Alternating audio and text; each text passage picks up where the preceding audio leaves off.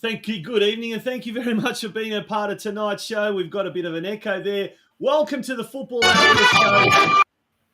And my name is Tonchi Prusak, and the band is back together. Joining us is Craig Filer and special guest co-host Lockie Flanagan. Firstly, Lockie, welcome back for a second stint. You must have done something right a couple of weeks ago to get a call back, but welcome back to the Football Outlet Show.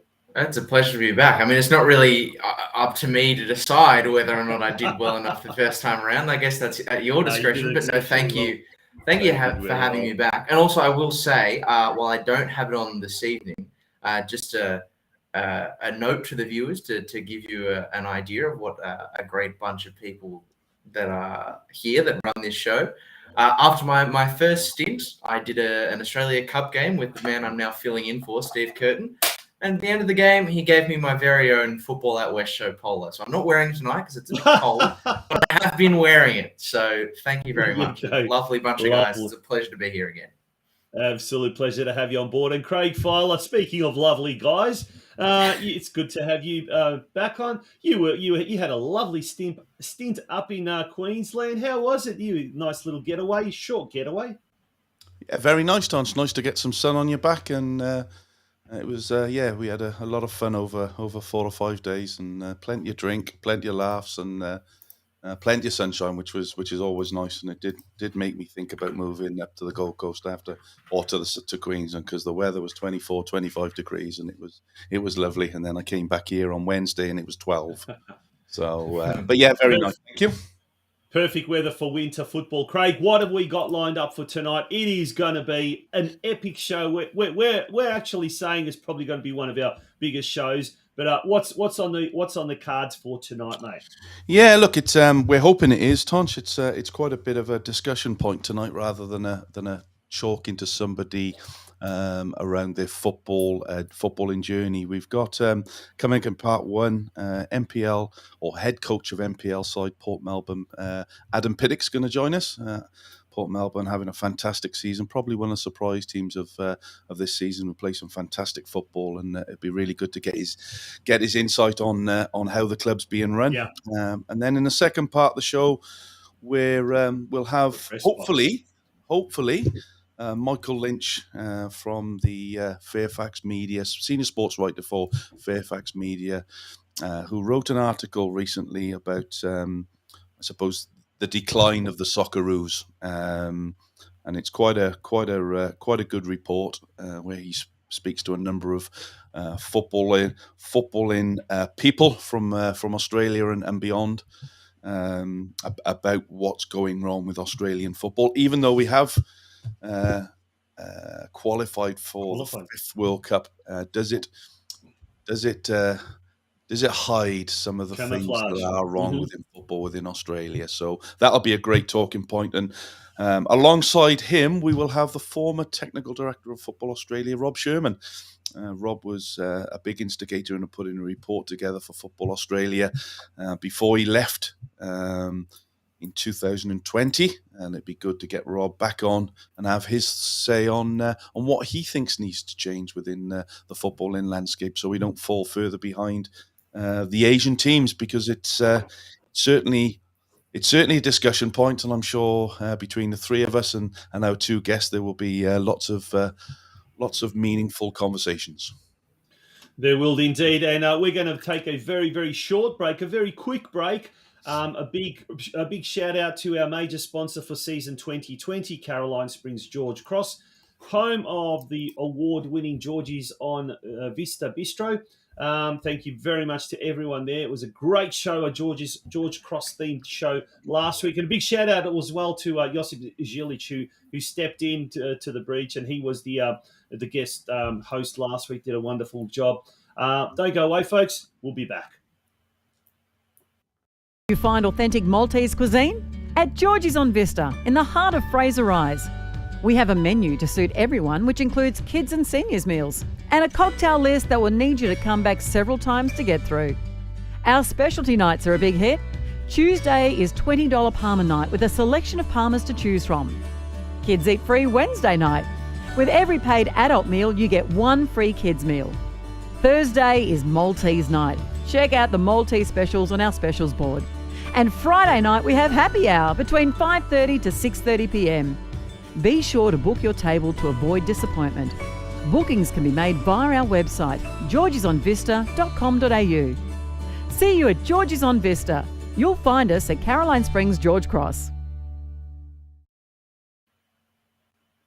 Welcome back to the Football Out West show. It's episode 93. We're edging ever so close to that milestone 100 episode. And Lockie, mate, bring us up to date with what's happened in the week. Obviously, can't go past the Socceroos, can we? Well, yeah, that really is the big talking point. The Socceroos qualifying for their 5th consecutive World Cup in Qatar later this year, and the margins seem to get finer and finer. This one coming down to penalties in the playoff against Peru, and the heroic moment came from the most unlikely of sources, Andrew Redmayne being subbed on right before the end of extra time, specifically for the penalty shootout. And it was a move that raised a lot of eyebrows. The collective eyebrows, I think, of Australian football fans shot up. But look, Andrew Redmayne made them all sit back down and celebrate, because he pulled up a big penalty save from Peru's 6th penalty and guaranteed the result for Australia. So it wasn't perfect by any stretch of the imagination. No. I imagine we'll get to talk about that more, but the main thing is that the Socceroos are through, and that sets the country up for a massive next sort of 6 to 8 months of football, with the Women's World Cup being hosted as well. Yeah, and I was just going to touch on that as well with the Women's World Cup. You know how important it was that the men got to the World Cup, because, as you said, it really does set up the next 8 to 10 months in Australia, and we really need to get behind the nation now in terms of its football. And yes, we're going to talk about what needs to change, but for now, let's get behind everybody. But just going back to that Redmayne substitution. That would have taken a lot of balls to do that from Gray and Arnold, and I guarantee you, I think if it had gone wrong, he would have been frog marched out of the country as quick as he got into the stadium. So you have to hold your hands up to him and applaud him for the decision it made. It was justifiable in the end, because Andrew Redmayne saved the penalty that got them to the World Cup, and all we can do now is get behind them and do whatever we can as supporters to get them on their way. Well, there's the group standings, or the group divisions, I guess. Craig, we've all got a second team there as well, with Wales. No, Lockie hasn't. Scotland are not there. I'll tell you, my second team is not whoever England's playing against. That's who my second team is. There we go. Let's have a quick look through that. Group A, Qatar, Ecuador, Senegal, Netherlands. Group B, England, Iran, USA, and Wales. I think Lockie's going to be going for Wales, I think. Is that right? Yeah, well, when they come up against them, sure. Yeah. Craig, we will talk a lot about Wales with Rob Sherman, a former technical director with the Welsh FA. That is a success story that hasn't happened overnight. that's something that has happened. It's been many, many years in the making. We'll touch on that a little bit more, but initial feelings around Wales qualifying. What was the mood like back in your old home country and football community over there? Yeah, look, Tonch, 1958 was the last time they got to a World Cup. The only time they've been to a World Cup. So to have it with what is perceived to be the golden generation, and everybody talks about the golden generation. Australia did in 2006. England have been doing it since 1966.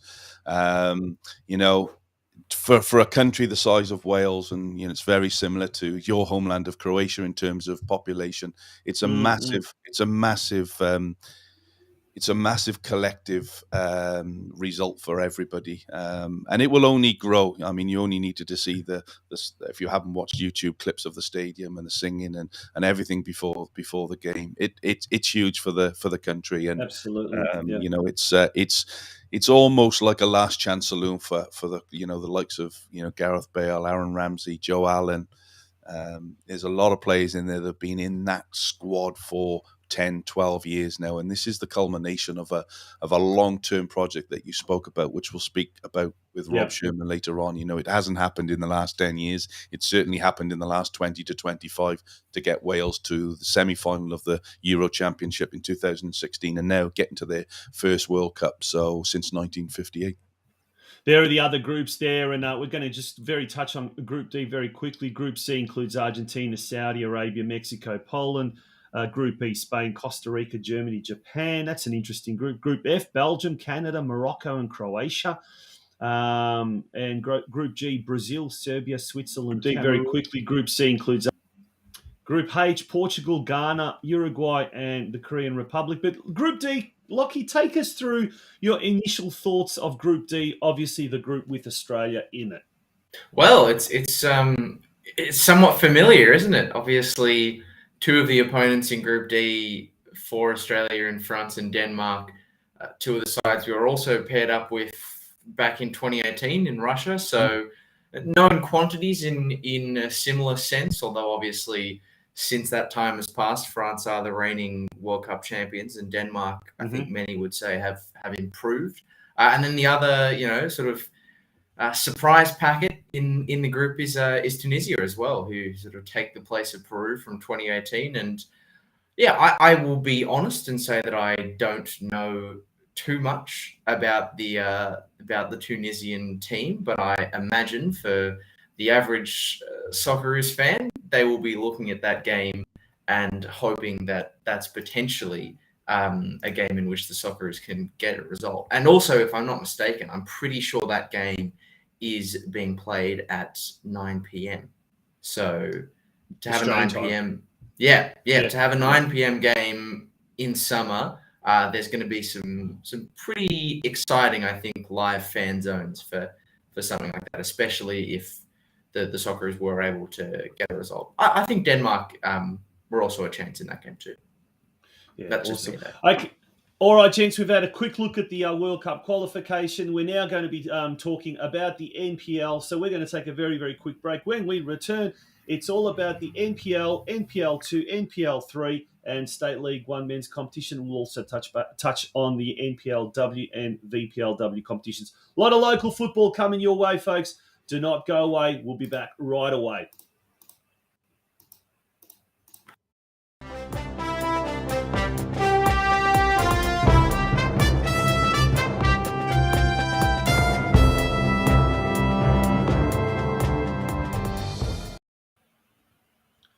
Welcome back to the Football Out West show. We're absolutely rapt to have your company with us tonight.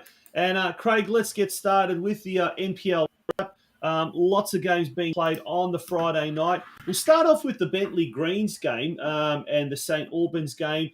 It was an historic occasion there at Churchill Reserve. Friday night football came to St Albans. It was a 0-0 result, and let's talk about that, and we'll go through the rest of the roundup. Oh, we've lost Craig. Seems we've lost him. Oh, sorry. That's a bit better. All right, ice cream van just turned up, Tonch.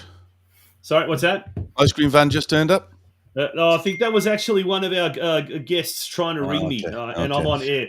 The joys Okay. of live broadcasting. Let's get back to the NPL. So let's Yeah, talking St about Albans the Saints and NPL. Bentley games Friday night. Steve Curtin commentated that game. I spoke to Steve yesterday. He said it was an okay game, the first floodlit game for St Albans Saints, I would say a good result for them, 0-0 against Bentley Greens, who were in sixth place at that time. So a 0-0 result there for them. The other game on Friday night was the clash at Green Gully Reserve, which Lockie, you were at this game. You commentated this game for MPL TV. I did, and what a game it was! It finished 1-1 at the full time whistle. Manny Agwek getting, as you're about to see, a bit of a scrapper of a goal right before stoppage time to set up a grandstand finish. It was a backward header.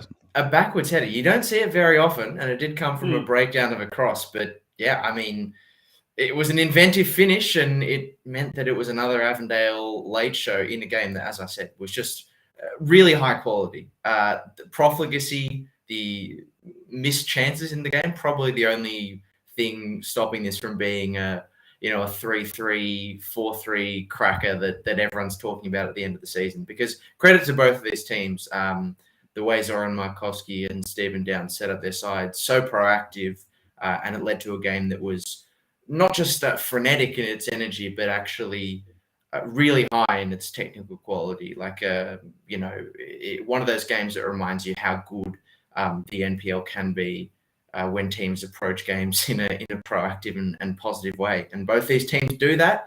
And the football benefited. And the neutral watcher on MPL TV, I hope, benefited as well. Yeah, I think we've seen from Green Gully this year on a number of occasions that they are a very, very good football inside. They do get it down and like to play. And as you said, with the Avondale side, very much the same. Just very high tempo.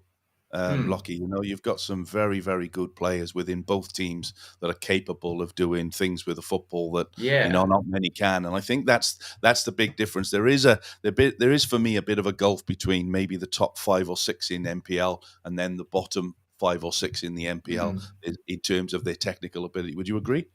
Yeah, and I think maybe where the points tally is concerned on the table, we are starting to see, after we had a sort of glut of teams from 5 down to about 10th who were in with the race of that top 6, we're seeing it sort of start to separate a little bit. And Heidelberg and Bentley are really battling for that final spot inside the top 6. Heidelberg obviously jumping into it now. But I do agree with what you were saying about the makeup of these teams. And what I really liked as well is that both teams were showed so much attacking intent with their substitutions, because Zoran Markowski played the second half effectively with one defensively minded midfielder, and the rest of the 4-3-3 with attackers. Went to a 3-4-3 with the game level at 1-1 to try and chase down the win. So that's not every coach is doing that sort of thing.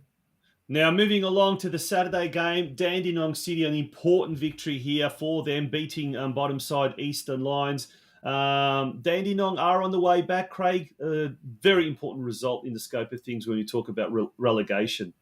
Yeah, well, I wouldn't say they're on their way back, but it certainly is a massive result for them against the basement dwellers of Eastern Lions. It's never easy going to Gardeners Reserve. It's not the best pitch in the world, but maybe that's a little bit like playing at home for Dandenong City.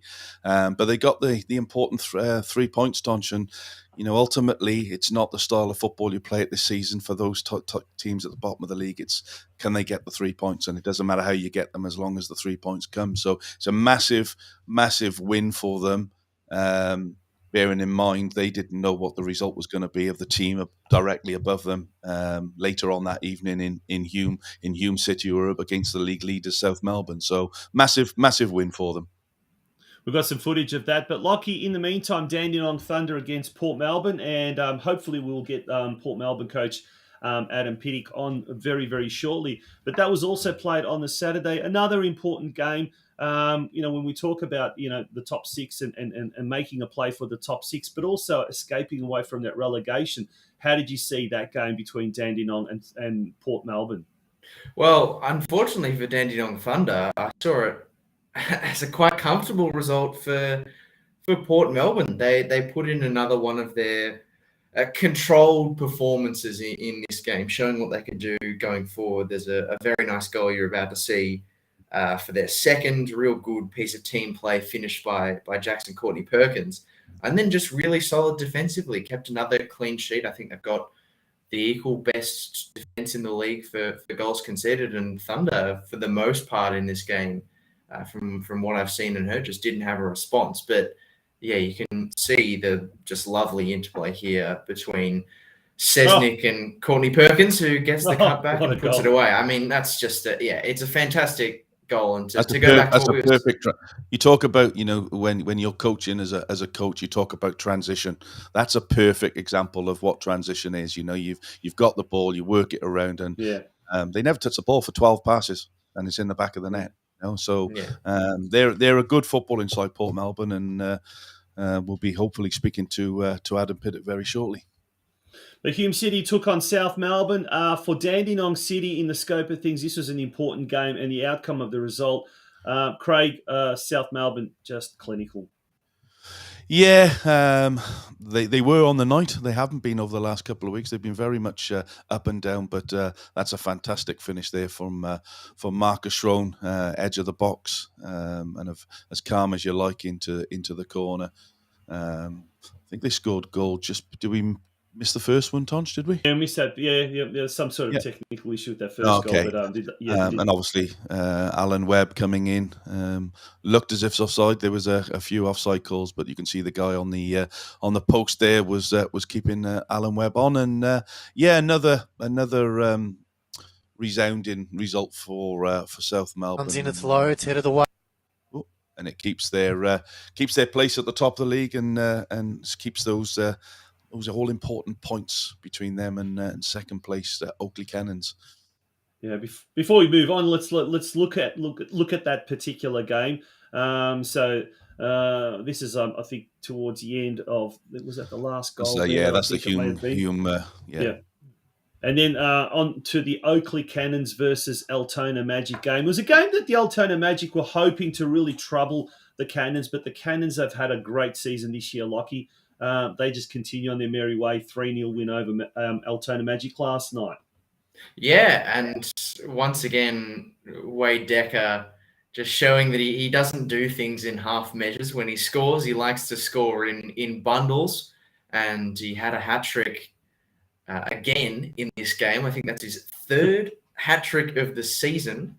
One of those games he scored 4, so, you add all those up, I think it's 14 for the year, and he scored 10 of them in 3 games. Yep, 3 games. So he is a phenom once he gets his tail up. And again, Oakley's big ability, which is their sort of lethal threat from wide areas, again rearing its head. I mean, Altona, who have been this season for teams outside the top 6, I think the best defensive team, but the crossing ability of Oakley just undid them, as we saw on the goals there. Yeah, they're a very strong side. Chris Taylor's got a very strong unit down there, and they're going to be pushing. They're going to be pushing all the way this season, rest assured. And I've been told that there will be some decent reinforcements coming in for them as well. Can't say any more than that. Right. But the mid-season transfer window about to open, and that will be interesting to see how some of the clubs react to that. Unfortunately, it doesn't look like Adam Pittard will be coming on tonight, and hopefully we will be jumping on shortly. We'll talk to the Port Melbourne gaffer about how his team's doing. But Craig, this is an interesting one today. Game, what a thriller! A 5-goal thriller.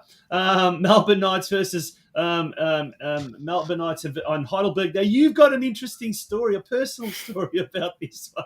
Shall I mention it or not? No, I haven't. No, you haven't. No, I haven't. I will say I had a text message from the fantastic Josh Parrish at 20-3 today saying, "Where are you?" And I got up this morning, I was saying to you guys earlier on, I got up this morning thinking there's something I've got on today, but do you think I could think what it was? And actually, I was co-hosting the game with Josh Parrish. So, What a on game behalf to of miss. myself, This is Mr. Parrish, you absolute. did a fantastic job on your own. I know it's never easy commentating on your own, but I do apologise to everybody at Football Victoria for my slip today. But rest assured, it's not going to happen again. But I'm gutted because what a game this was. By the way, I've watched the highlights back earlier on, and this looked like a fantastic game of football, Lockie.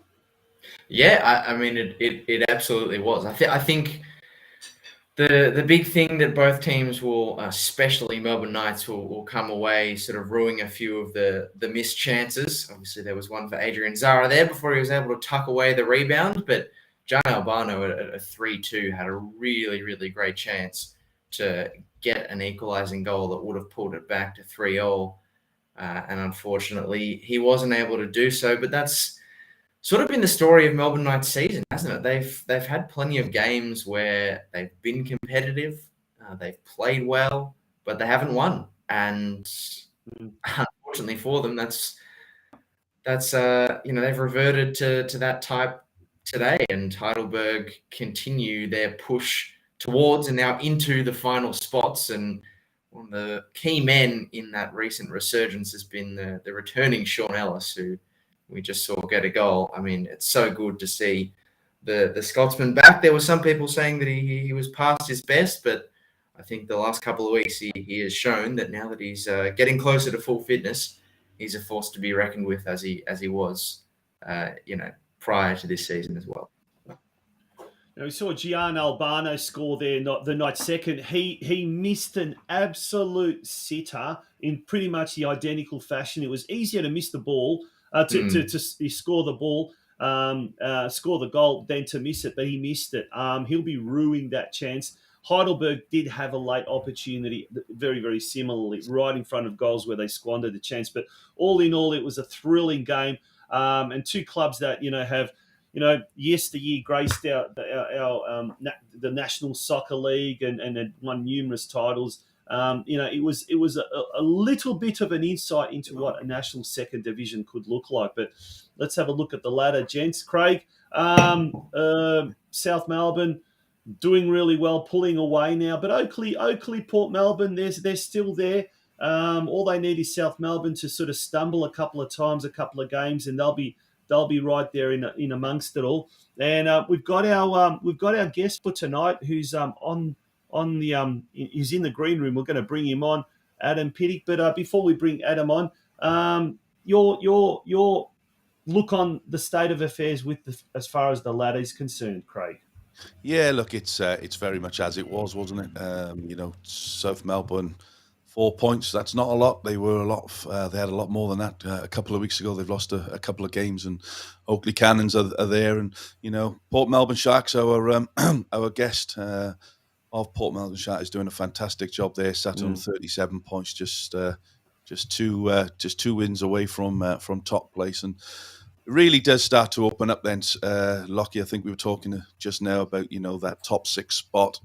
You've got Altona Magic there on 23, 2 games. It's going to be a big ask for them to get into the top 6, but I think it's between the Bentley, Heidelberg and Avondale, and perhaps Green Gully will pop into that as well as who's going to get that all important 6th place. Yeah, absolutely. All right, gents, we're going to bring on our guest for tonight. It's a very, very warm welcome, and it's to our special guest. He's the Port Melbourne head coach, Adam Pittick. And Adam, welcome to the Football Out West show. How are you? I'm good. Thanks for having me. Evening, Adam. Absolute pleasure. Go on, Craig. Are you going to say something? No. Go on, Don, off you go. I was going to say, Adam, well, first of all, the side's doing really well. We'll have a look at that ladder once again in 3rd position. It's been a good run, particularly in the last few weeks in particular. How are you seeing the state of affairs with the NPL competition this year? Obviously, South Melbourne and Oakley occupying the top 2 spots. Are they the teams to beat? Or do you think that there could be someone from, a little bit further down? Could Heidelberg be that dark horse? Could Avondale, Green Gully? What are your thoughts on the top 6 at the moment? I think it's obviously at the moment been pretty competitive all year. Obviously, South and Oakley are the benchmarks in terms of their output so far, but there's, below us, there's still some quality squads and some quality footballers that, at any given time can turn it on and make things difficult for you. So, to be honest, obviously in terms of the premiership race, it's probably only really down to three. South, Oakley, and at a stretch us. But in terms of, winning a grand final, I suppose there's 7 teams there that I believe, that's including Bentley, that on any given day could win a grand final. Craig? Yeah, look, evening, Adam. Thanks for coming on, mate. Obviously, I watched you, and I've been sort of singing your club's praises this year because I've seen you a few times and had the privilege of watching you up at Green Gully the other day. And we were talking about the Green Gully and Avondale game, which Lockie commented in on Friday, and I was lucky enough to commentate a couple of weeks ago with you guys. And you play a fantastic brand of football, mate. You've obviously got together a very, very good young football inside, some boys from outside of the state, some boys that are they're in the States. And how has that team been put together, and what's really made it so special for you this year with that team, because they do play some fantastic football. Obviously the coach helps.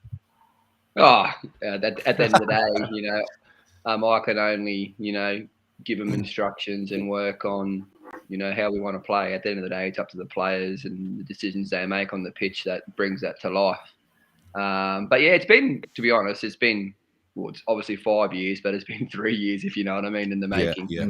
And obviously Port Melbourne are a great club. We're not the biggest financial club, but we've got enough to bring the right players in. And it's not about how much you spend, it's about the type of player that brings your style and my style to life, which my style is completely different to other people's styles. So that's what I look for. I profile a player that can do what I want in that position, and whether they're a $500 player a week or $200 player a week or $1,000 player a week, it doesn't matter. It's about the player bringing that style of life. So I think this year it's been fantastic because we've got players that really want to be there, really work hard for each other, and that's that's our mantra, to be honest. Because the boys work so hard during training, 3 nights a week, and it just becomes natural, on the weekend now. Well, Adam, speaking of players, executing upon their instructions, in reference to the 2-0 win over Dandy Thunder last night. I mean, we were watching the goals back before reviewing the round and marveling at that second goal you scored, Jackson Perkins, tucking home the transition.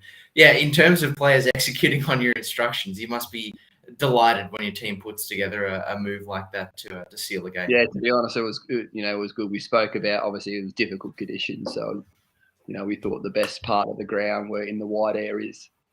So we try to get in behind them in wide areas, and it was like a training ground move that come to life, and and at that time, we made the right decision at the right time, and obviously we got the goal at the end of it. But I think that first half of football that we played on Saturday night last night was probably the best half of football we played all year. We were so dynamic, and not just with the ball but without the ball as well.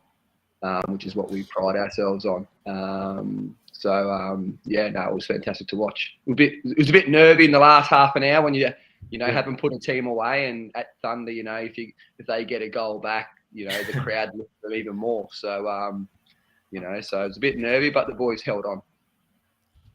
Now it's Sunday night, and obviously all coaches are now starting to look ahead, look to the week ahead. How are they going to plan their training sessions? How are they going to plan their next match and what you're not? Next match is a big one. It's next Saturday evening up against Oakley Cannons. They're at home. It's a second versus third game. Basically, if you win this game, you leapfrog the Cannons. Are you going to approach this week any different than you would any other week, or are you just going to keep on doing what you've been doing for the last, since the season started? Yeah, obviously it's a big week. The top 4 play each other. Probably go a long way to see what happens for the Mitre Premiership, whether there's one team in the race, whether there's two, whether there's three, or whether there's four, because we can't count Gully out. Now we will treat it the same way. At the end of the day, it's another game, so we'll go through our process. The coaching staff will go down and find out, go over the game and see what their weaknesses are, what their strengths are, and we'll look to counteract that with our strengths. I'm sure Oakley and that will do the same as well. So, it's always a big game, a big Greek derby, so to speak, and there's probably a little bit more pressure on the line now. So almost like a finals type of atmosphere coming into that game, which I'm excited about, and I'm sure the players are as well. Yeah, Awesome. Now just a couple of things for me on a couple of players. Obviously, Chris Duggan back into the side a couple of weeks ago against Gully. You missed him for a few weeks. How important is he in that front line for you? Oh, he's massive. Not only because, he probably, it's not because he's scoring bucket loads of goals, because he probably could be scoring more than what he has at the moment, and I'm sure he would agree. It's just the platform that he sets for us, able to get our creative players a bit higher up the park because he's such a threat. We missed him, the 6 weeks that he was out. But even though, Jacko and Lathan did a good job, trying to fill his void, but they're not natural out and out number 9s. Yeah. So Chris is massive for us, and he's working his ass off, as well as any other player. So if you don't score goals, sorry? You say that about every other player, and a player that's caught mine and Lockie's eye this year is Luca Tavia, who's a young lad who I think is a fantastic talent. His work rate is phenomenal. What's your thoughts on Luca? Yeah, he's got potential to go on. 100%. Yeah, in my opinion, given the right opportunity, there's still a lot for him to improve on and to work on as well.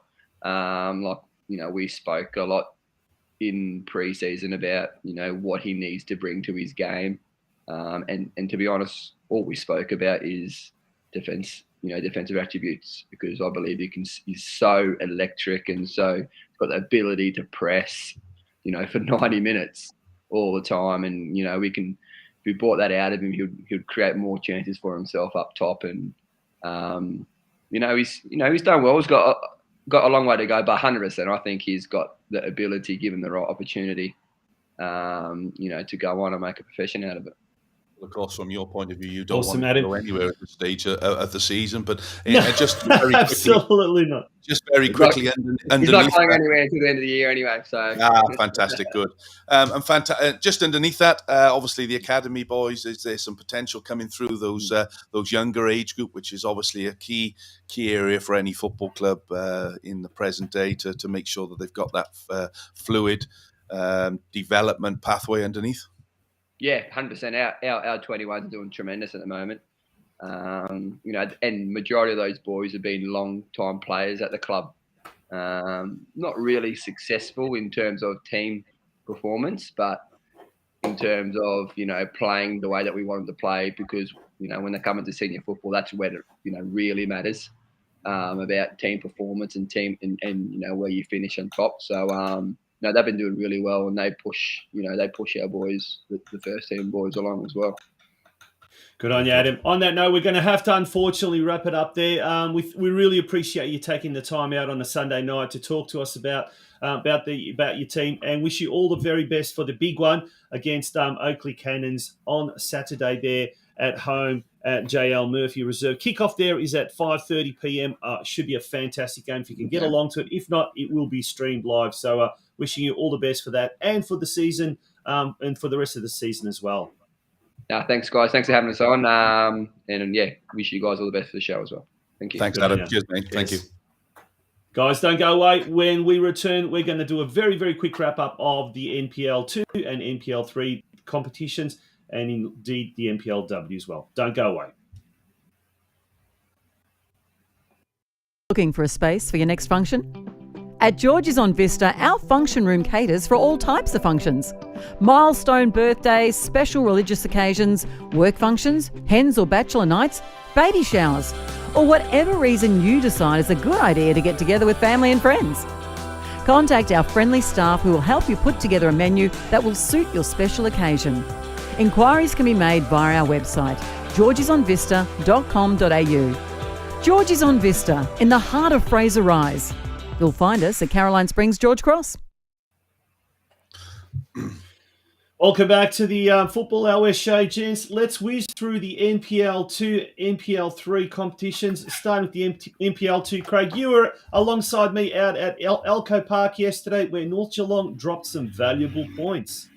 Yeah, they did, but in the grand scheme, I think a 1-1 draw was probably a fair result. I think North were the better side in the first half, but certainly Scott Miller's Langwarren side came out of the traps at the second half and really took the game to North Geelong, and I suppose got a just deserved goal right at the end, although it was a penalty in the 94th minute of the game, which was heartbreak for North Geelong, because as that penalty decision was made and the goal scored, we heard that Moreland City had scored a late winner in 90 plus 4. So it was a double heartache for North Geelong Warriors. But overall, spoke to Scott Miller after the game, and he as he said, he would have been distraught if they hadn't got something out of the game. And you watched the game, Lockie? Yeah, I did. It was weird. I'm going to pin my colours to the mast early and say that I do usually do Langwarren's home games. I commentate their live stream, so I do have to declare a bit of bias. But it was strange hearing someone, not me, commentating a Langwarren game, but you guys did an excellent job to give voice to what was, for all intents and purposes, a pretty good game. North Geelong.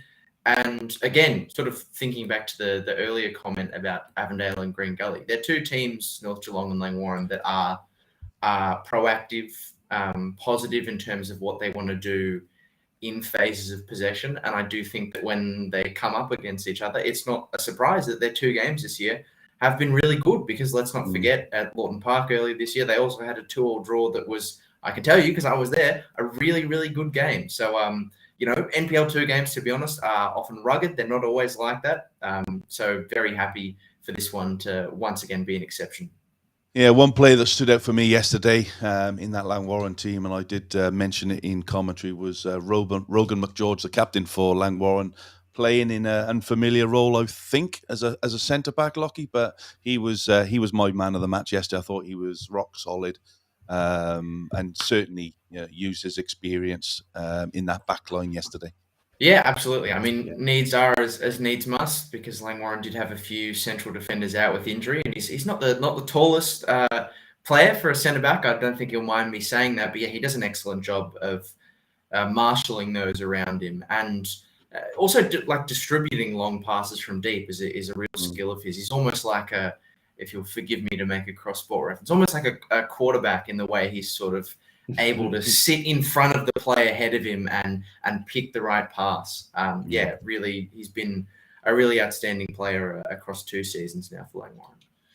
We're going to run out of time, unfortunately. We've only got a very, very short amount of time. We've probably got a minute now to cover the NPL 3. So an interesting result here. Melbourne Victory ended up drawing in their game against Box Hill United on Friday, 1-1, and that enabled Preston Lions, who travelled up the highway to take on Geelong at Stead Park.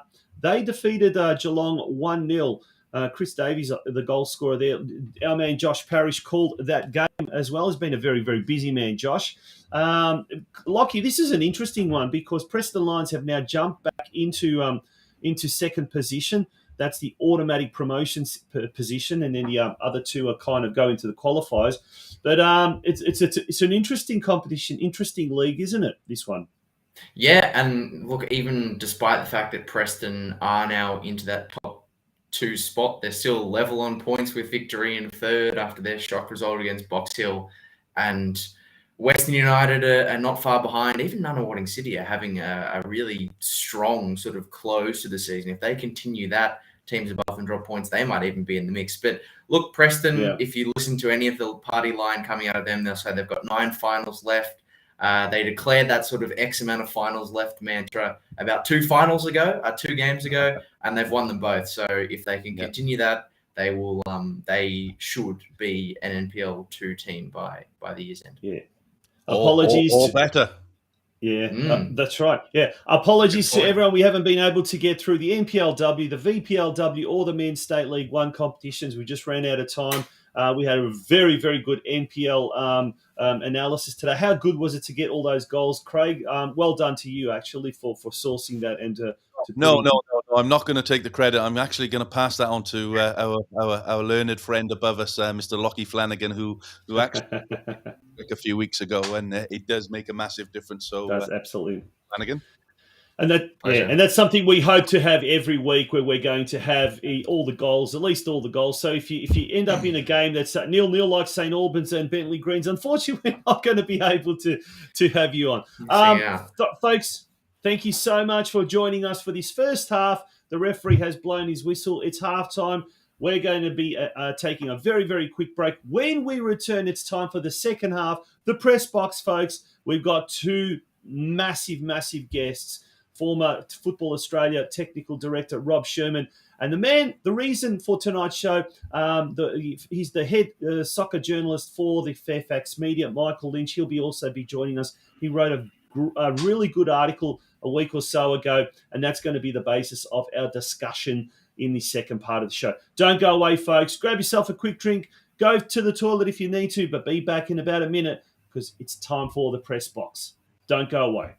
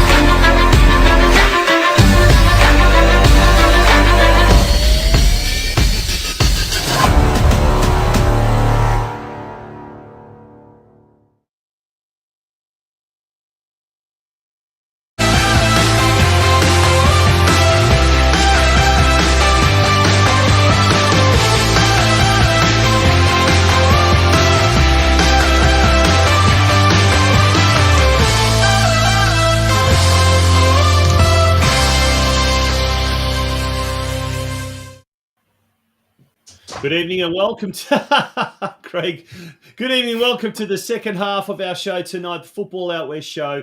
It is time for the press box, and Craig, we talked about in the first part of the show. The Socceroos have qualified, but there is an underlying problem to all of this, and we're hoping that the World Cup qualification won't camouflage some of the real fundamental issues that are concerning our Australian football scene, if you like. But, mate, what are some of those issues? And introduce tonight's topic. Yeah, well, let's rather than me talking about it, I think there's massive issues, but let's get the man who wrote a report or an article going back a few weeks ago on I thought it was titled, wasn't it? Behind the Socceroos Decline. Michael Lynch, good evening. Oh, we can't hear you. No, we've got that problem, have we? Hello? Have. Yep, no, we've got that issue. Unfortunately, we've got that issue. We're going to try and get Michael on the line. If hopefully that might work. We'll see if that will work. In the meantime, Lockie, your thoughts about this whole issue? Yeah, I mean, I am pleased, obviously. I think I'd be a madman to suggest I was upset by the Socceroos qualifying for the World Cup. But I do think that there needs to be a lot of introspection, a lot of reflection on the manner in which the Socceroos qualified in the first place, obviously relying on penalties to get them there. And also the nature of the performances leading up to the playoff game. I mean, look, we got the result on penalties against Peru, but look, for mine, let's not kid ourselves into thinking that was a great game. although the Socceroos dominated their opponents, I think there's definitely a case to be made that they were the better side on the day, but Peru were poor. And the Socceroos have certainly had plenty of performances leading up to that game that haven't been convincing, and was a large part of the reason behind the sort of doom and gloom atmosphere that came into this qualifier, which Australia fortunately won. But we've got to, I think, and it's a great chance for us to talk more about this. We can't just be focused on the whether or not we qualify. I think we have to think more about how we're doing these things, and how our approach sets us up for longer term success. Because qualifying for the World Cup is great, but I think that Australia is capable of more than just qualifying for the World Cup, and that's our grand final effectively. I think we can progress to something greater than that, but it does require an ideological shift. Yeah, I think you're right there, Lockie. And we spoke a while back. I think Socceroos went on a 11, 12 game unbeaten run where they were playing the likes of Vietnam, some obscure countries in Asia that nobody's heard of, and winning, and everybody's thinking it's great. Then you come up against the powerhouse of Japan and get totally played off the park. But also, Craig, in that winning run, the Socceroos they won, but they weren't that. They weren't convincing. Like, they weren't that convincing. Right. Yeah, and I think it was that's a bit of a false dawn. Yeah, I think there's maybe it's an area that certainly needs to be looked at for one, and hopefully the man in our screen will be able to give a bit of an insight into that. Michael, can you hear us? Or more importantly, can we hear you? Nope. Still can't. Maybe it's Adelaide.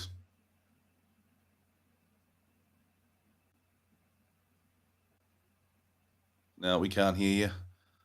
We'll just carry on as we were talking there. I think Lockie, but yeah, you're right, mate. I think the performances weren't good, even against your likes of your Vietnam, your China, your Omans.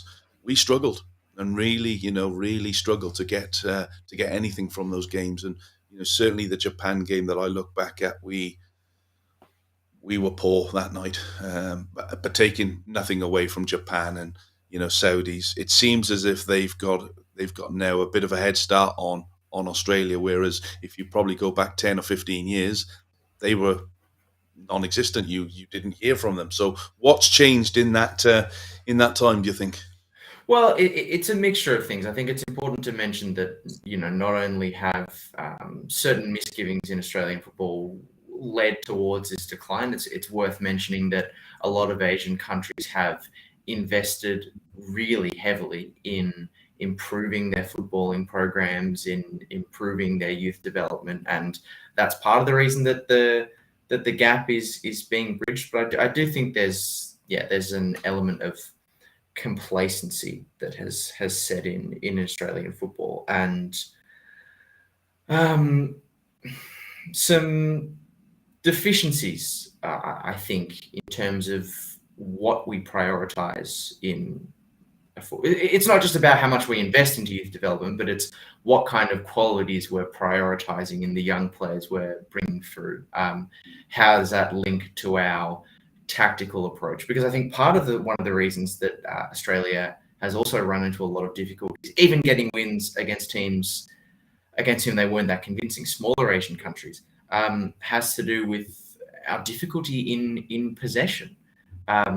We are a nation that has relied, particularly leading into these final crunch games, in the importance of physical attributes and trying really hard. And we've seen Graham Arnold go with that Aussie DNA approach.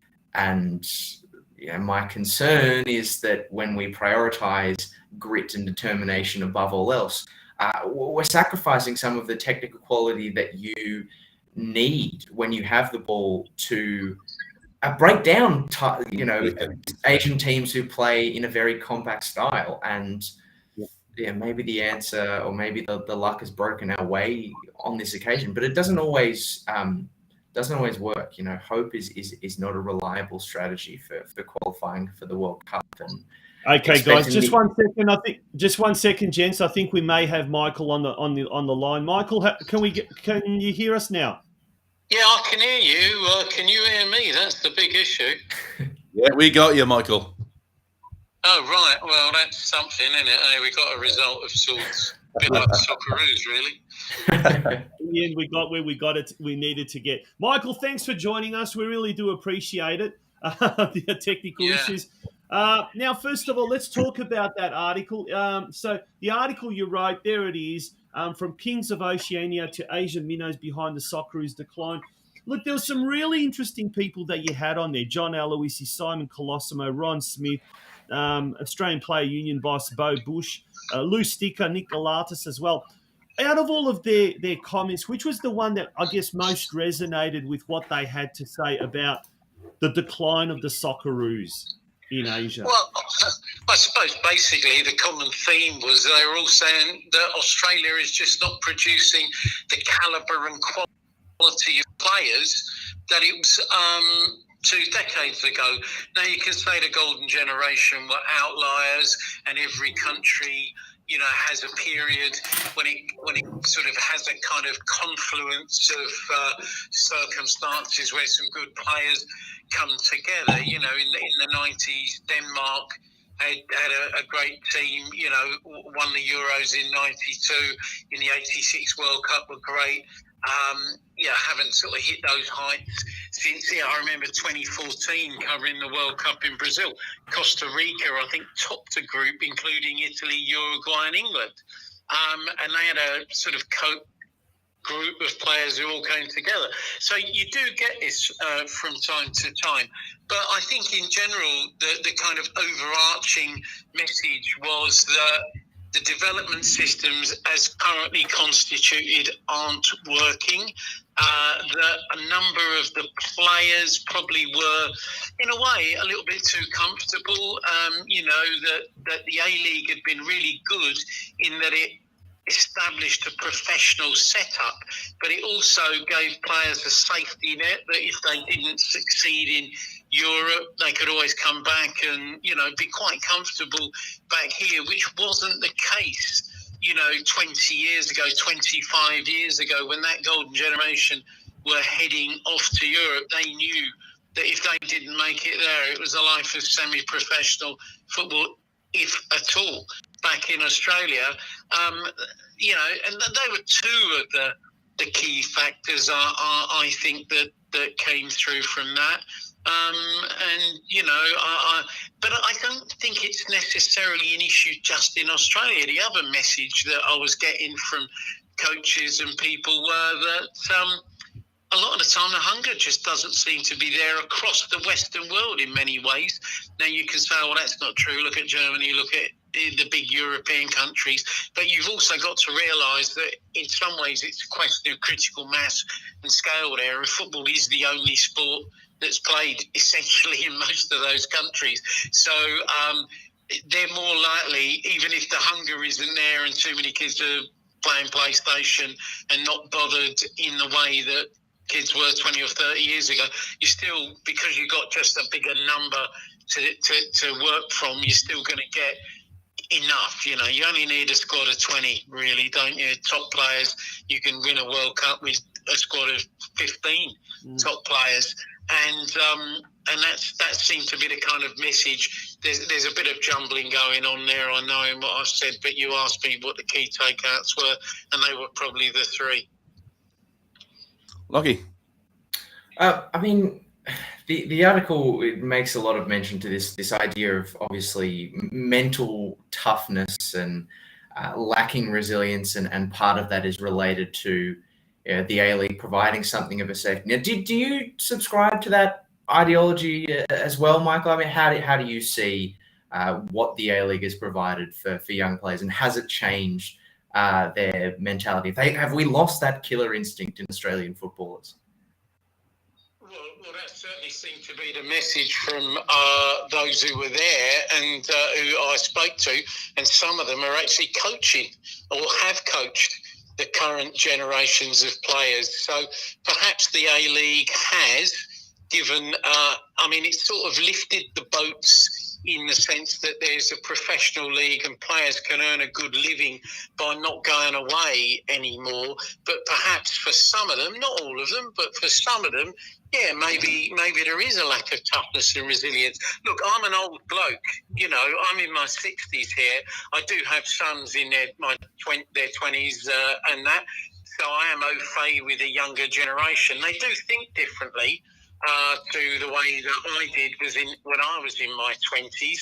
So maybe they have different perspectives or a kind of different emphasis on different things. When I was in my 20s, I wasn't a professional footballer, but I was a professional journalist from an early age. And I would work hard, work extra, make extra phone calls, work 6-7 days, take calls on my days off, go and meet contacts on my days off, all sorts of things to get ahead and get on. I'm not saying that young journalists now don't do that, but I do think that there is a kind of feeling in society amongst people in their 20s that maybe work and career isn't everything, that you need a more balanced life, and perhaps some of the younger players in the A-League share that view. Yeah, look, I'm sort of with you on that, Michael. I've had conversations on this very show about players coming back from Europe too early, having not really given it a chance, and without mentioning the names, because there'd be too many to actually mention. That I think that safety net of the A-League is a problem. You know, players go over to Europe, they trial with a club, or they have a season with a club. They may not get the games that they like, and they think, "Oh, this is too hard. I don't want to try." And I think it's a real area of concern. And I'm in the 50s bracket, only just though, Michael, but I put it down to Probably a decade younger than me then. Yeah. I put it down to our issue, our problem as parents of that particular age, because players don't want for anything nowadays. It doesn't matter whether you're a footballer or whether you're in some kind of other sport. Mums and dads give everything. Everybody's got a mobile phone. Everybody's got a PlayStation. Everybody's got a 65-inch plasma screen on their wall in their bedroom. So it's a very different mindset now to what it was, certainly in my playing day, where you had to work. That's the point I was making there, and I think it's one John Aloisi made, and it's one Lou Sticker made, Simon Colosimo made it, you know, about hunger. I mean, and also a lot of our players, they don't even look to go to Europe anymore. They know the money in Korea and Japan is really good as well. And it's not going to be as testing, is it? It's not going to be as hard to crack it for a regular role in a mid or top third J-League team as it would be to crack it for a role in a mid-table Premier League side. And okay, they won't get the money that they get in the Premier League, but they'll still get a lot of money compared to the average person. And I think sometimes that's the mentality as well. I know talking to blokes, you know, Bozza and Robbie Slater and guys who went there and did it when there was no alternative, but that they sometimes feel that maybe that's also an issue. Lynchy, the price of football is also something that links into this too, because as we said, parents providing for their youngsters, giving them what they need, paying a lot of money in the system that we have to get their children into NPL academies. Are we also, with that sort of user pays approach, losing certain players who might have that kind of killer instinct that, you know, the people you've spoken to feel we've lost because they can't afford to access it? Yeah, that was one that was raised very strongly by Simon Colosimo in that piece I did. I mean, Simon said he was one of 3 sons. He said his parents couldn't have afforded to put him into an NPL academy. He said they couldn't now, never mind then. But you know, and I actually agree with it. Football is, in this country, a bit like the USA in a lot of ways, it's embourgeoised. It's become a kind of middle-class pursuit, given the amount of money that's required. You know, I mean, it annoys the hell out of me that you get one Sudanese player who plays in the AFL and he gets front-page treatment. I mean, how many kids of Sudanese extraction are playing in the NPL or in lower leagues in Victoria? And I think there's a lot of people from lower socioeconomic age groups, lower socioeconomic demographics who really, can't afford some of these elite training programs. And I think that's where the game needs to really sort itself out. I was around when Frank Lowy came in, created the A-League, the Big Bang in 04, 05. If I look back to it now, do you know what I reckon the greatest legacy Frank Lowy and the Lowy family could have made? If they created a kind of trust fund or scholarship fund of however many $1 million to be able to pay the playing dues and to be able to pay for the academy program subs for talented kids from lower socioeconomic backgrounds, because I think the game is probably missing a lot of those kids.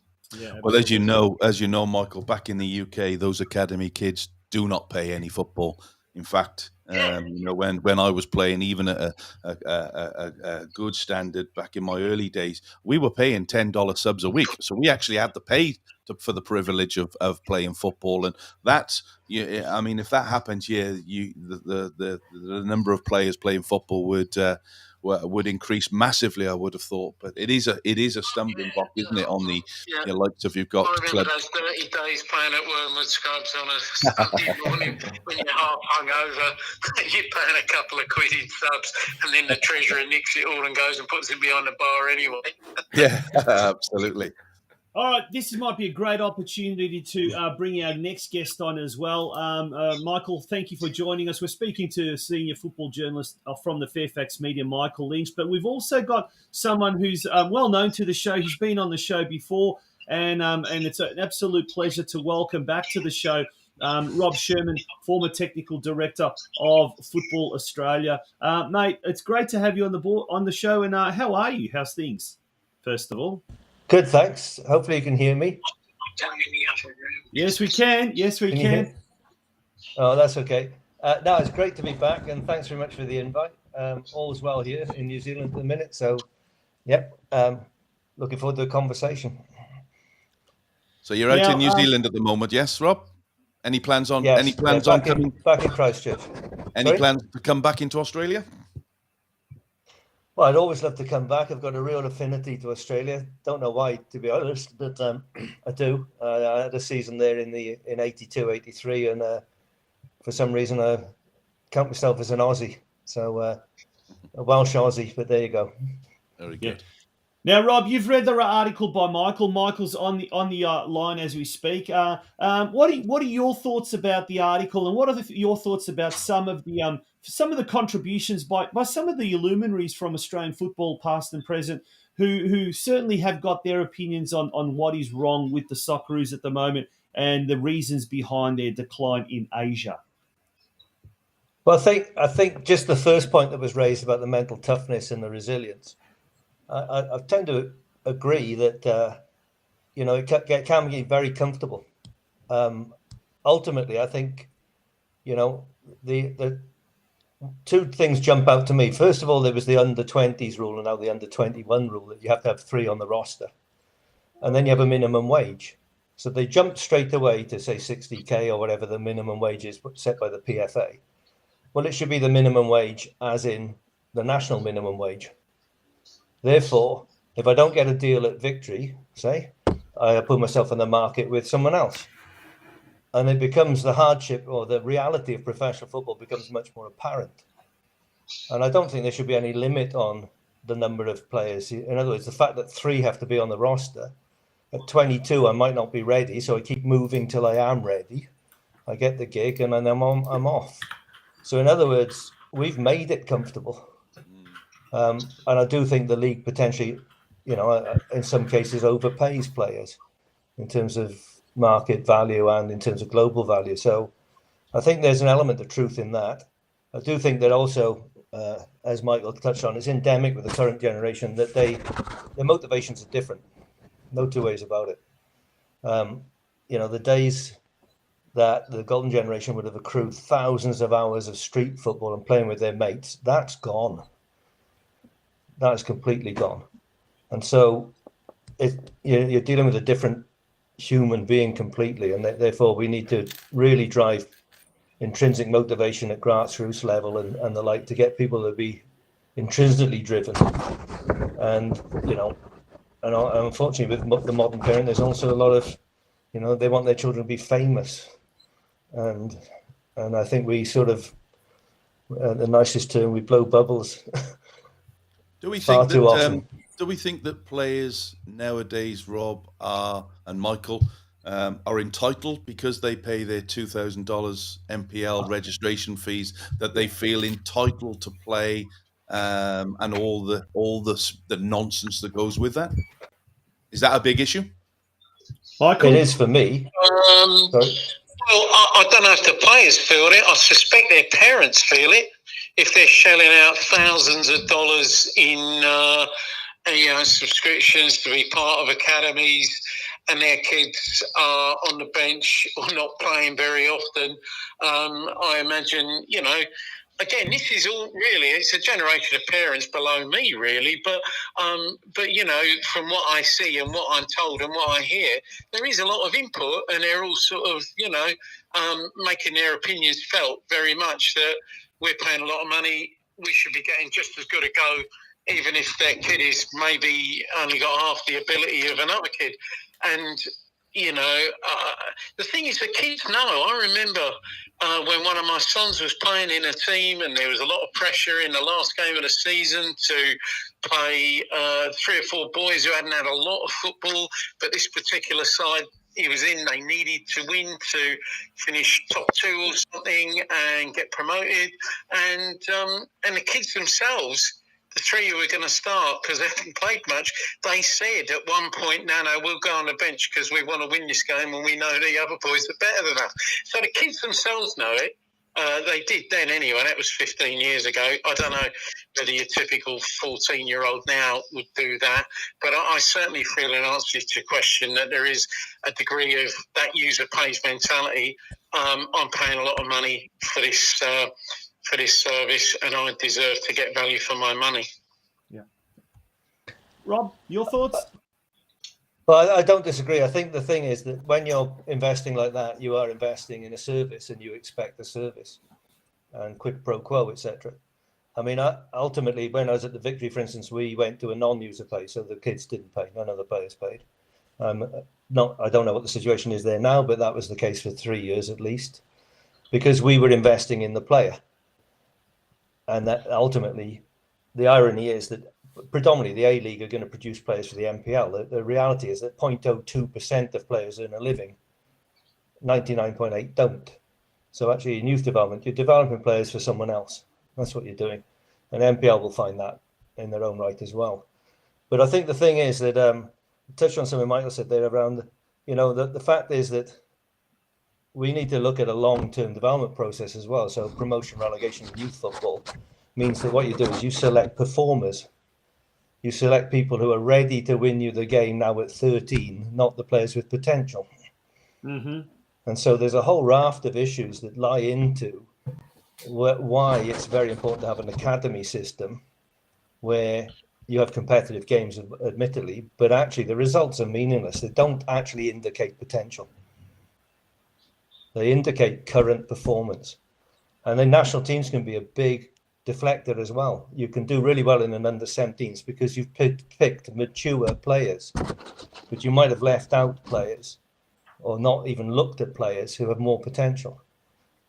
And again, in the national team cycle, we look at cycles. So if you're born in the wrong year, for instance, and I'm an under-16 in the under-17 cycle, I'm ignored till I'm under-20. Now, in Wales, we had a situation where we had a 15s team, a 16s team, a 17s team, a 19s team, a 20s team. You didn't miss their cycle. We knew every player who had potential. Some didn't play because of their maturity, but they didn't miss out. And I'm not going to name them, but there's some of the current team that qualified for the World Cup did not play in the 15s and 16s because of their physicality, but they were tracked into the 17s and the like. So there's a whole raft of issues. Really it's not a simplistic really good point there, matter. Rob, that, a lot of junior football, it is about getting results, and his point about national teams. Look at like the best striker in England, one of the best in the world, Harry Kane. I mean, he hardly got going until he was 22. He was in the Tottenham Academy, but he hardly played, and he was sent on loan 3 or 4 times to different teams. He only came through really in his early 20s. That Australian team that made the final of the Under-17 World Cup in '99. I mean, they lost in a penalty shootout to Brazil in the World Cup final. You'd have thought, right, this is a generation to build on. But how many of them had serious international careers or even serious long-term professional careers? I mean, I'm off the top of my head, Josh Kennedy was in that squad, Jade North was in that squad, and Scotty McDonald was in that squad. But I'm struggling to think of too many more who went on and really made an impact at national level. So, yeah, you're absolutely right, Rob. The junior results are no guarantee of future performance. And you're right, and I guess coaches are always in a position where if we don't get a result, I'll lose my job. So the onus is on the coach to, all right, Tonchi, you're a big, strong lad. I'm going to play you up top rather than this smaller, quicker kid who might be technically better, but I'm going to get a result in this under-16s going with you, not him. And so there's a whole raft of issues that do need to be kind of unpacked. Well, it's an interesting discussion. I agree, mate. Yeah. Football Out West show, gents. We're talking here with the senior football journalist from Fairfax Media, Michael Lynch, and also the former technical director of the Football Australia, Rob Sherman. Gents, we're going to take a very, very short commercial break.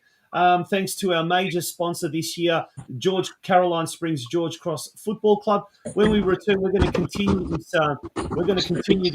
Rather riveting discussion. Don't go away, folks. George's on Vista is in the heart of Fraser Rise. You'll find us at Caroline Springs George Cross. Looking for a bit of fun with your meals? Tuesday night is bingo night. Bingo books are $2. Eyes down at $7. And we have a special bingo menu for you to choose from, so be sure to get in early and grab a bite to eat beforehand. Friday night is poker night. Registration is from 6:30 p.m, with poker starting at 7:30 p.m. Why not join us beforehand for happy hour? Kicks off at 5:30. We're also on Uber Eats, so you can enjoy your favourite Georgie's meals in the comfort of your own home. Find us on the app. Dining in? Be sure to book your table to avoid disappointment. Bookings can be made via our website, georgiesonvista.com.au. Welcome back to the Football Out West show, and we're speaking with the senior football journalist from Fairfax Media, Michael Lynch, and also former technical director of Football Australia, Rob Sherman. Now, Rob, we've spoken a little bit. Obviously, you and Craig are of Welsh background, and we've spoken about the Welsh qualification for the World Cup, and it wasn't something that happened overnight. It was a long-term plan and a long-term strategic way of thinking. Tell us a bit more about that and how that sort of eventuated.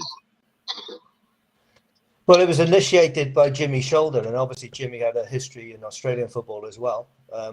Back in the mid-90s, the momentum grew, certainly in the late 90s to early 2000s, where mini football was introduced, where it was non-competitive. So in other words, in cases, you played 3 games on a Saturday, no one counted the score, etc., etc. We also then, obviously, the advent and flourishing of the Football League academies. So with Wrexham, Swansea, Cardiff had them in those days. Newport didn't, but that came along later. And the fact that kids could access, if they're on the borders, they could access the English academy. So you had players in the academy structure. We had the European club license, which came into force with our non-league amateur clubs had to meet the European club license. So we had academies in those. And just while I'm on that, we've mentioned the term academy, and I have to be honest and say, I think it's the most abused word in Australian football. Everyone's got an academy, but there's no accountability or no quantification. And, ultimately, I think that's the first step is to find out who's really operating at a level that you can use that word with. And then you might find out where the best environments are, where the true investment is going into youth development, etc. Anyway, I digress. My apologies there, but yeah. So it was a long-term plan. It linked. It's not governed, Rob. That's the problem here, is it? It's not governed. So there's academies, or as I like to call them, soccer coaching clinics, etc. That the people are taking them that haven't got any coaching licenses, might have played a bit of football, but not got any coaching licenses whatsoever. So it's not governed. And I know back in the day, back home, that was part of the criteria for opening a soccer school of sorts, that you have to be accredited by the Football Association, and I think that would certainly go a long way here. Well, when Howard set up the academy scheme in the mid-90s, obviously it was predominantly around coach qualifications and facilities. When the EPPP came in, that was the game breaker. That completely raised the bar, because you had to actually state what your program was, what your philosophy was. Just mention for those that don't know what the EPPP is, Rob. Well, it's a mechanism that sort of is the academy category 1, 2, 3. So a category 1 is the highest level, category 3 the lowest. In fairness, the Premier League invest in all categories and all clubs. So if you're a category 3 and you're outside the Premier League, you still get some revenue, which obviously offsets the burden of that. And the reality is, I was involved with Everton at one time. Everton were saying they had 49 academy players playing in the Football League one weekend, but none of them were in Everton's first team. So they were producing players, same old thing, but they were producing them for someone else. And that's the reality in youth development. You will get through 1 or 2, maybe in a season, if you're lucky, or over a few seasons, you'll get the one big payday that comes now and again, but you're producing it for the whole game. It's a known infrastructure, if you like, or egotism, where actually, by doing it well, the whole level of the game goes up. It's a factor. And ultimately, going back to the Wales thing, a whole lot of circumstances came together. They were planned. And the biggest thing was continuity. So, for instance, Jimmy Shoulder was handed over to Mike Rigg. Mike then left and went with Jimmy to Sheffield United. Mark Hazelwood came in. No clean sweep. Mark just put his own stamp onto that. In fact, he broke down some barriers, made a huge difference in that. I followed on from Mark. No clean sweep. We just built on what was in place. And this is the thing. You've got to be careful you don't throw the baby out with the bathwater. There are some good things in Australian football. What you don't need is someone coming and sweeping them all off the table. What they need to do is, it's got to be evolution and not revolution. Michael, when we talk about evolution, not revolution, that's a very good point. When we're looking for solutions to this problem, obviously it's not going to be something that's going to be a one-stop gap that fills everything, one-stop solution. It'll be a series of solutions probably over maybe many years and maybe over many decades. What do you think is the priority that needs to be tackled amongst all of these series of problems? Well, I think some of the issues we've touched on go a long way if we could evolve some of them. I think the cost of playing is a really big issue. I think if somehow, and I don't know how, they could get football into schools as a primary choice or equal primary choice, that'd be a really important way of developing the playing cohort, because you'd expose a lot more kids to it. On an absolutely competitive level, if you want to look at it from tops down, I personally feel that at some stage we do need to get this national second division going. And eventually there does need to be, sooner in my view rather than later, a promotion and relegation system, because when you grow the infrastructure of the game, you will give more opportunity. If we had a second division, if we had 16-team top division, 16-team second division, there'd obviously be a disparity in the financials of all those clubs, depending on what division they're in. But you would get far more chances for younger players to play in a much more competitive environment, with the reward of promotion to the top division there. And I think that would sharpen minds, improve competitiveness, and not just for players. I mean, it would create professional opportunities for a raft of coaches who are underutilised at this point. You know, we all know that it's very difficult, you know, when you've only got 11 professional clubs to make a full-time living. Coaches need an incentive to go through the education system and process themselves, particularly as they're having to pay a lot of the time for their own education. So I think you know, if you wanted a sledgehammer to crack a nut, one concept answer, that would probably be it, along with reducing the cost of entry and the barriers to entry for players at youth level. I want to touch back on something we were discussing earlier about attributes of players. And I don't think that the only issue is that we're producing less players that go on to feature in prominent leagues, but it's also producing less of a certain type of player, particularly those who are maybe more technically skilled, creatively minded, and a process or a part of that has been sort of down to what both Rob and Michael were mentioning before, which is a lot of results-based thinking from coaches. So I guess what I'm asking is, in terms of producing more of those kind of players who are more technically proficient, more creatively minded, that might help us alleviate some of the deficiencies the Socceroos have had in possession, how much of a responsibility do coaches play in our lack of production of those kinds of players? And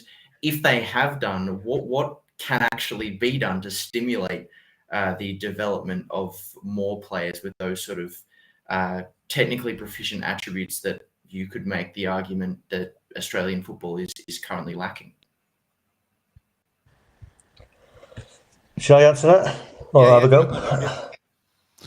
I think there's two things to that. I think, first of all, you know, the game didn't necessarily produce them in the past. They played thousands of hours of football, you know, in a various situation with their mates, maybe at the club, and you actually develop a range of skills. So whether that's, you become a creative, or you just become, you know, very good at some particular facet. If you were to say where the creative players come from, so Brazil is the biggest exporter of talent in the world. And actually, most of those kids still play 80% of their football in informal environments. Now, so coaching, quality coaching can shortcut that. There's no two ways about it. But the word is quality. And actually working on the individual facet, not the team facet. So it's about individual development within the team context, not the team context with a bit of individual development. And it can be done. There's no two ways about it. Is there enough time on the field, though, Rob, to be able to do that? I've just done a quick calculation there based on a 22-week season, and it's if coaches, if teams are being coached hour and a half, 3 times a week, plus a game on the weekend of 90 minutes, that's just 7,900 hours a year that we're giving. Yeah. Now, if you look at it, this is where, for me, the academy system is so important, Craig. Is that you have a system of academies which maybe not linked to competition structure. It's a 40-plus week season. It's 4 contacts plus a game, so say from 14, 15 plus, 3 contacts plus a game below. At the very least, you'll produce better players. You won't necessarily produce world beaters en masse, but you will produce the so-called, you know, if you produce 2 a year, over 10 years, you've got the 20 that Mike's talking about. You know, in a national team, you usually have a 10-year age span across the team. So the reality is you need to be training and playing from a relatively young age and acquiring a lot of hours. And that means that you need to be in a program. Now, the bottom line is, you know, if you compare to Europe in a typical season, over a 10-year period, in Europe, I've accrued 10 years. In Australia, I've accrued 5. I've paid half the amount. So therein lies one of your issues straight away. The season is too short, especially for those who choose to go on. Sorry. Go on, Michael. I think Rob's hit the nail on the head there. In a lot of ways, it's about time invested, and that goes back to something I was saying earlier across the Western world about kids just, they have other things to do now. I mean, you talk to some of those players from that golden generation, and they grew up in a different social environment. Certainly, digital media wasn't the thing it is, and and they'll tell you, well, like Johnny Aloisi did a really good interview with the PFA when they did a big report on this sort of issue about player development a few years ago, and John said, well, when I was a kid growing up in Adelaide, we would just go to Adelaide City at 9 o'clock in the morning on a Sunday, and I'd play my game and Ross would play his game, and then we'd just kick a ball around behind the grandstand and wait for the seniors to play at 3 o'clock. And I don't think you're seeing too much of that now. I mean, obviously kids can't go to Melbourne Victory. They haven't got a home ground in that sense. They can't go and kick around on Amy Park. They could go to Gosh's Paddock, but do they? Are they turning up having informal, impromptu games at Gosh's Paddock at 11 o'clock on a Sunday morning if Victory are playing at 5? Probably not. And it's a point that I know that Ron Smith, who, Ron's been around a very long time. He's a man in his 70s now, but he's still consulting to the FA, and he was the coach at the AIS in the 80s and 90s. And he said to me, even now, he goes, it's about informal football. It's about street football. It's about getting as many touches as you can in a fun environment. He said, and the creative players, the game breakers, in a way, they're born rather than made. But as Rob said, you can help make some of that. And he says that's why you look at all the game breakers across the world, even in the big European clubs. Many of them are from Latin America or Africa. Essentially, kids who grow up with not much and they got nothing else to do bar play football. And I'm not suggesting that Australia needs to trash its economic environment and create massive poverty so we can have a good football team, but that is kind of also it's a factor that plays into why some of these players probably aren't developing those creative abilities. One thing that will make obviously a big input. Sorry, didn't mean to jump on your toes, but one thing that obviously Michael mentioned before that will make a big impact on getting minutes into players is the arrival of that national second division. Now, naturally, you assume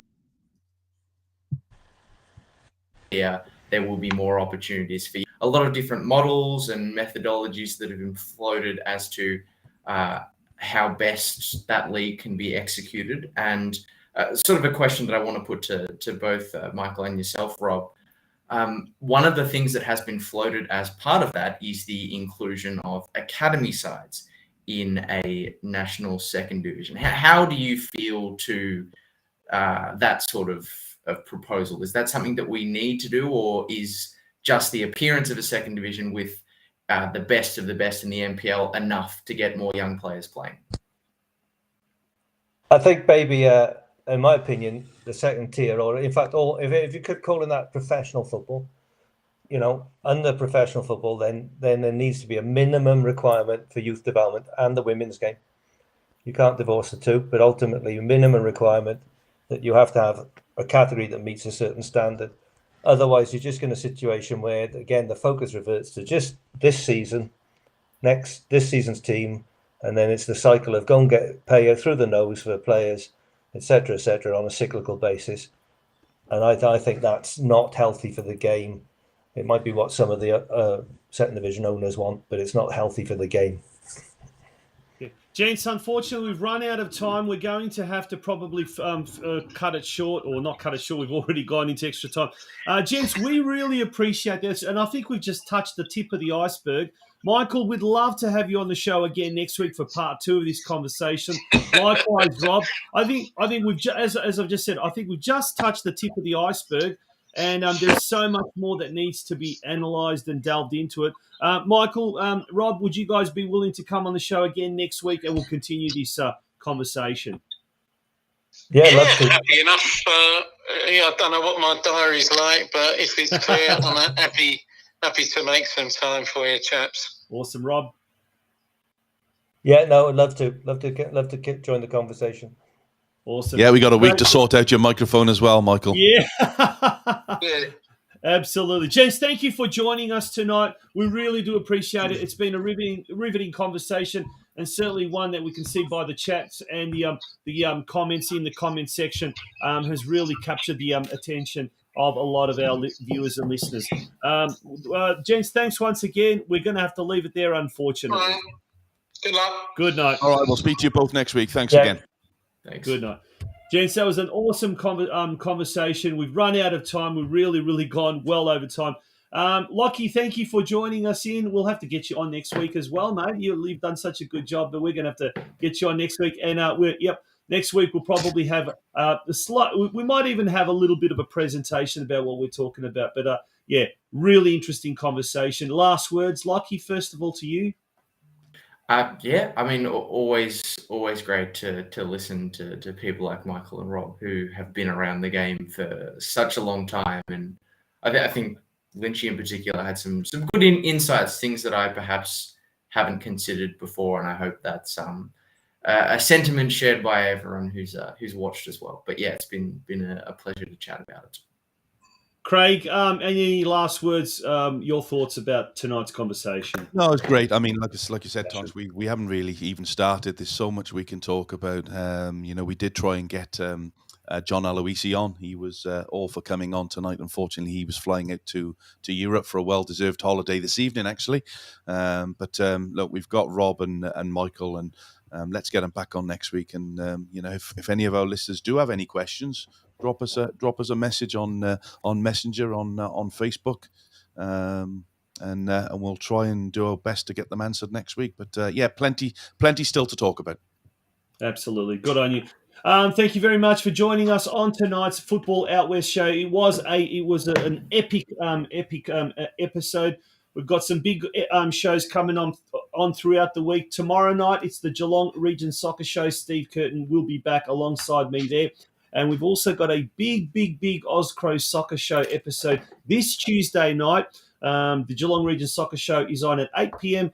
The Oscrow Soccer Show at 8:30 p.m. We talk about performance coaches. We talk about that mentality. We need to confirm something tomorrow, but we may have one of the best in the business as far as performance coaches talking about elite footballers and what attributes they need to have to succeed at the top level. That will be a major topic of conversation on the Oscrow Soccer Show podcast Tuesday night.